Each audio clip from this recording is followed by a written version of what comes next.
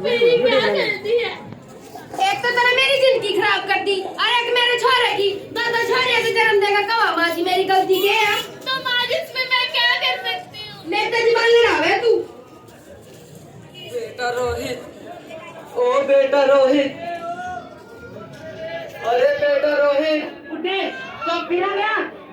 बेटा रोहित, 2 दिन से भूखा, खाने के लिए रोटियां ला दो। यहाँ का भगवान बने हैं, रात की सूखी रोटियां खानी है तो खा ले। तो बेटा हमारे नसीब में तो यही लिखी है। हे प्रभु, इतना घोर नर्क, नारायण नारायण।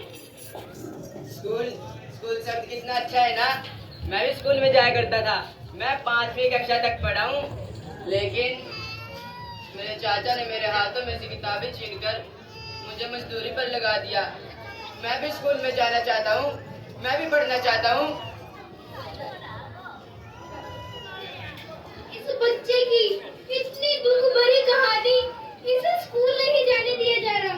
मैं भी प्रभु के पास जाता हूँ, वही इन समस्या का समाधान निकालेंगे। नारायण नारायण।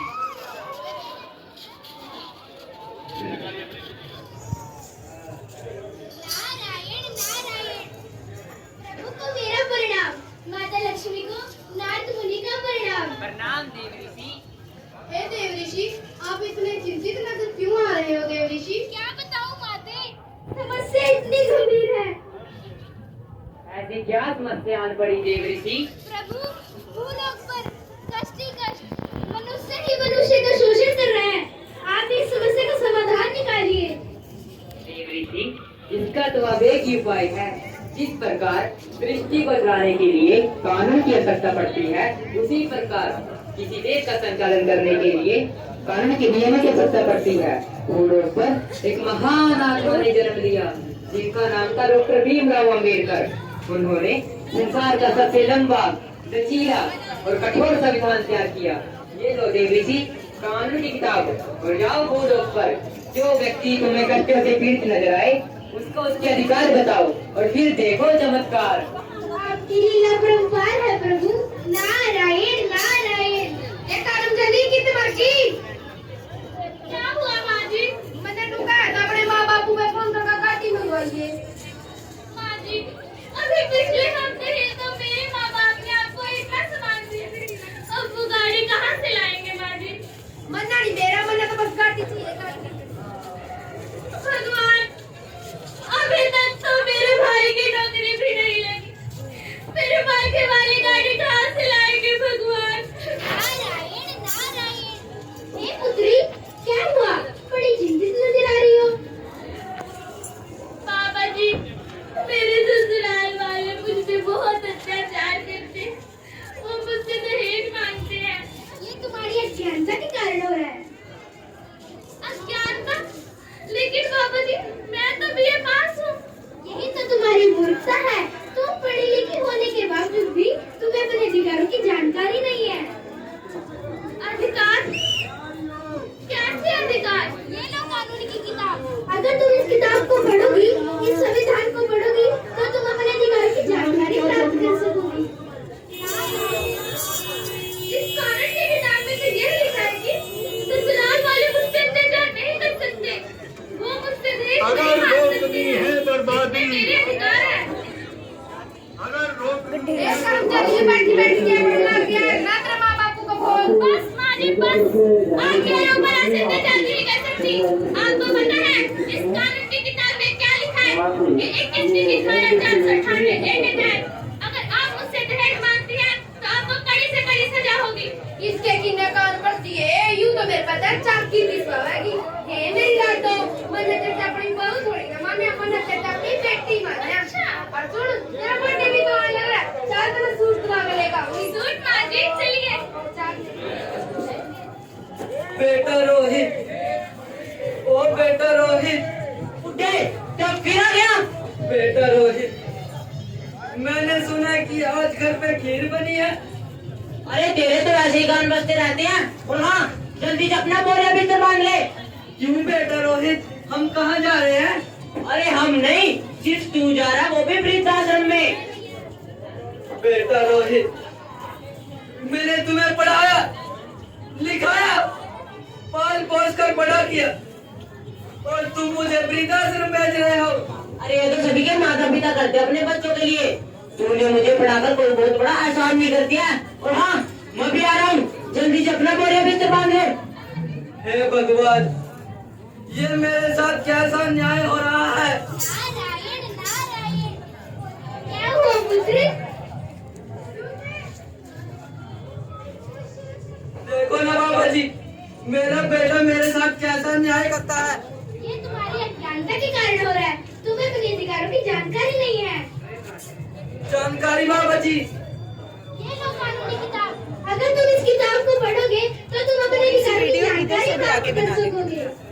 जी बाबा जी,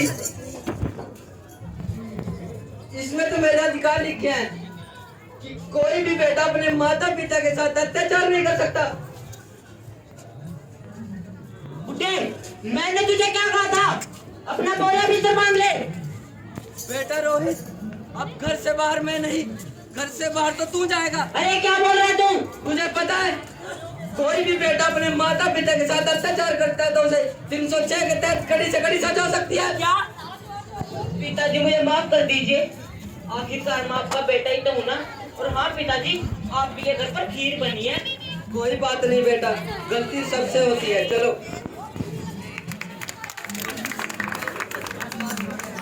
बहुत थक गया हूँ, थोड़ी देर आराम कर लेता हूँ।